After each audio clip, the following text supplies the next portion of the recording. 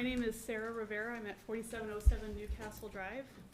You have all heard that many arguments for changing the recording policy. I want to tell you about my reason for wanting this change.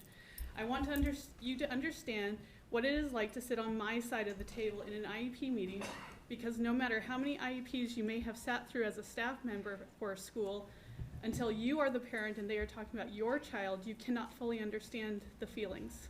So let's change the scenario to be something that you may be able to relate to. Imagine you've gone to the doctor for some routine blood work, or taken a parent or child to the doctor for a nagging cough that just won't go away. And before you can process what's going on, you've been blindsided by a diagnosis that is life-altering. Perhaps it's cancer, or MS, or Alzheimer's. Can you imagine how grateful you would be at the end of the consult if the doctor said, "I know that was overwhelming news, so I recorded it, and here it is so you can listen back to our conversation at home. Let's make sure you remember all that has been discussed so that you can make the best decisions about treatment." I can speak from personal experience that both an IEP and that kind of diagnosis of a loved one are equally overwhelming, and a recording of the meeting would do nothing but help all parties involved.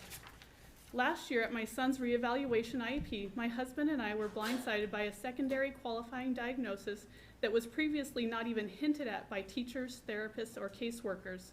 I was completely blown away that the evaluation had come to that conclusion, and though I continue to respond to questions, believe me when I tell you that I was pretty hung up on what they had just told me, trying to make sense of it, and therefore missing parts of what was being said in the meeting.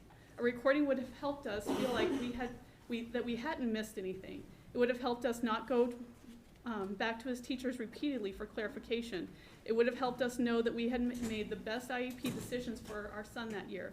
A recording of his next IEP meeting would have shown school officials how one of the staff had made predetermination statements about my son's future, which I'm sure you all know they should not be doing.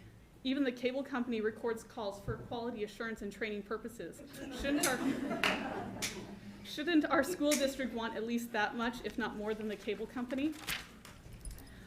I have heard an argument against making this policy change because no one else in the state has a policy that allows parents to openly record these meetings. I don't know if any of you feel that way, but I can't help but point out the flaw of this thought process. At one point, people of color and women were not allowed to own land or vote. Children with special needs were not allowed to go to schools with their typical peers and were shipped off to institutions. Those things changed because people stood up and said that the status quo isn't good enough.